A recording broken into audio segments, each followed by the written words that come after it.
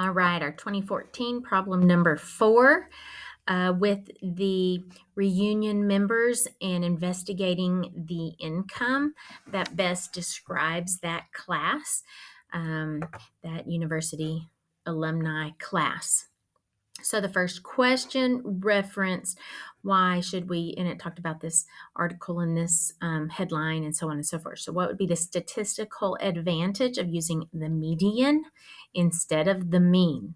So, you definitely want to think about the differences between what would, when you should use a mean versus a median, and the issues that could contribute to making one of those less advantageous than the other. So here we go. I wrote, if there were a few alumni who went to the reunion that had unusually high incomes, like maybe one of them was a billionaire, then the average for the class members would be pulled way up by the upper outliers. The median is a better representation of the typical income because finding that 50th percentile would knock off any unusually high or unusually low incomes that are not representative of the overall alumni class. So let's take a look at the grading on that. So for section 1, you described the skewness or outlier effect that the mean, or you do not, how it affects the mean and it does not affect the median. Okay, so how having some unusually high incomes would do that. Make a conjecture about the relative characteristics of these incomes. So I think that is something that you just really have to get used to connecting, is that situation. So the people coming to this reunion could be the people who are proud of their incomes and that are wanting to, are able to afford to come back to the reunion and all the kinds of things. So stating something that it's likely that you're going to have some people in that class that are unusually high, not like the others. So you have this skewed to the right, or you have these upper outliers. So you had to say those things, how the mean's affected by outliers, and that this class of income is most likely going to have some upper outliers. All right. If you only included one of the two components, then you get a partial correct and so on. So what's interesting is you could get, you could actually satisfy everything with just one statement. And I didn't know that whenever I wrote it. It said it's possible to satisfy both components with a single sentence, such as, if there was a billionaire in the sample, the mean would be higher than the median.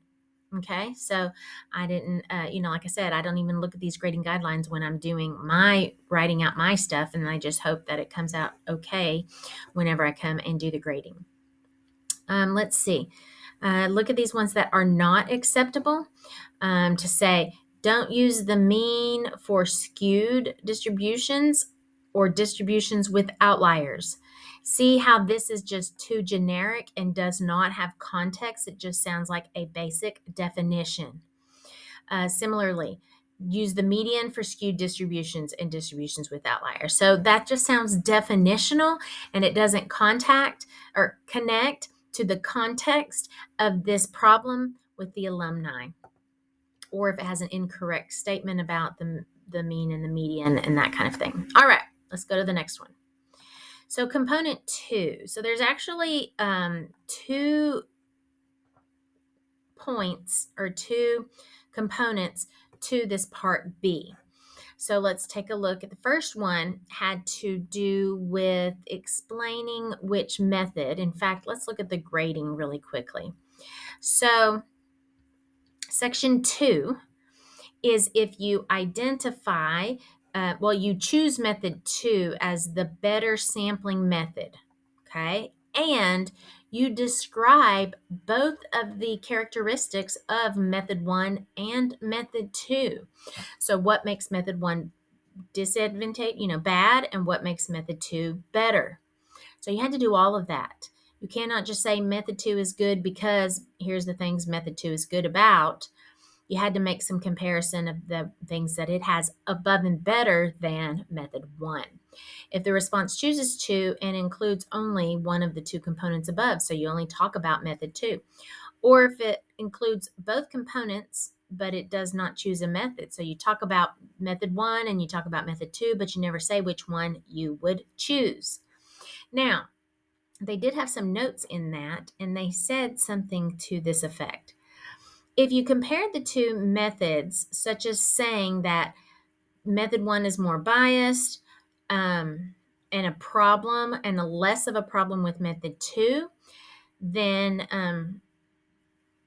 I think they said that that can classify as a choice. Let's see. If they do not explicitly choose method 2, they can still earn an E if the choice is clearly implied, like only saying bad things about method 1 and good things about method 2. All right. So then also, this was interesting. If you reference the vocabulary such as non-response bias or voluntary response bias or response bias or under coverage, that was not taken into account when you were earning your E or not earning your E, because you could have some of those vocabulary interchanged in that problem. All right. Okay, so let's go look at what I had done for that. So again, choosing method 2 and describing good and the bad about the things. So here we go. I said method 2 would work better. And then here's method 1 would be more prone to bias than method 2. Even though more data is collected than method 1, the people who reply are most likely the people who were proud of their income. So they were probably hired. The people who do not respond may not have a very high income or are even underemployed, or unemployed. But method 2 picks randomly, and that randomization, randomize to reduce bias, So randomize to reduce bias and get data that is more representative of the overall class with respect to income.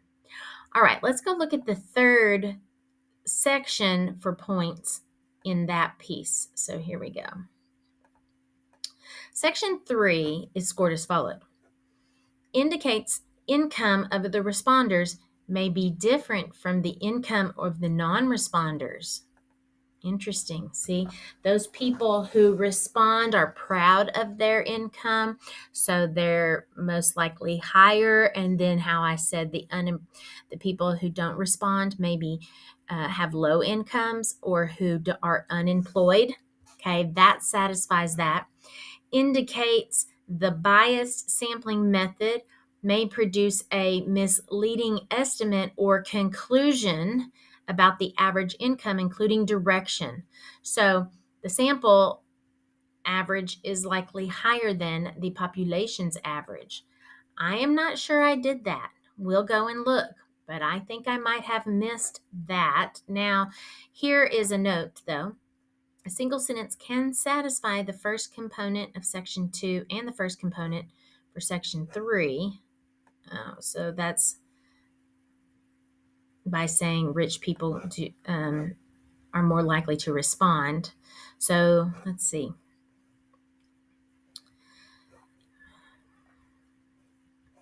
Okay, response. Then, yeah, you'll want to read in here response that focus on untruthful surveys, that kind of thing. So you could talk about that, how that makes them higher or lower than. But you know what? I don't think that I really did. People contacted in method 2 might say they make more money than they actually do. This would make the estimated mean too high. So that would have met the criteria. But I'm really worried that I might not have made that connection from my sample results to the actual results. Okay, let's go back and see if I indicated that my results are different, or one of them could be different than it actually is. Okay, let's see.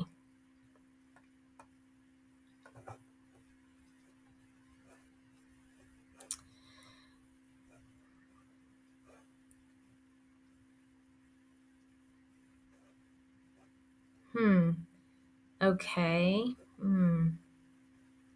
The bias and more representative.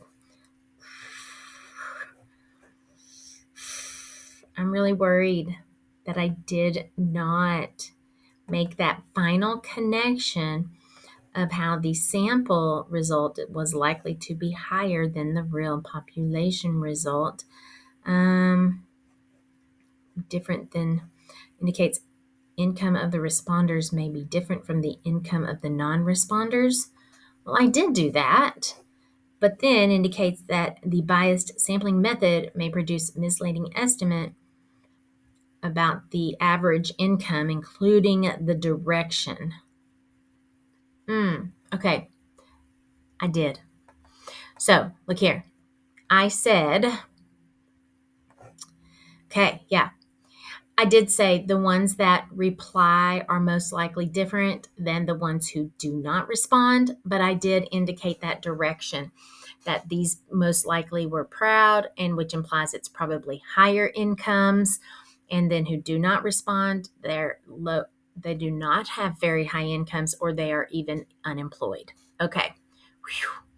Man, okay. See, even then, man, it's difficult to see if what you got. So you have got to really talk about the full situation and in context, in complete relationship to that particular problem. So, all right, just make sure that you're doing that, and you can go in there and read those items. But super important to always make that connection to what the context of the problem is talking about.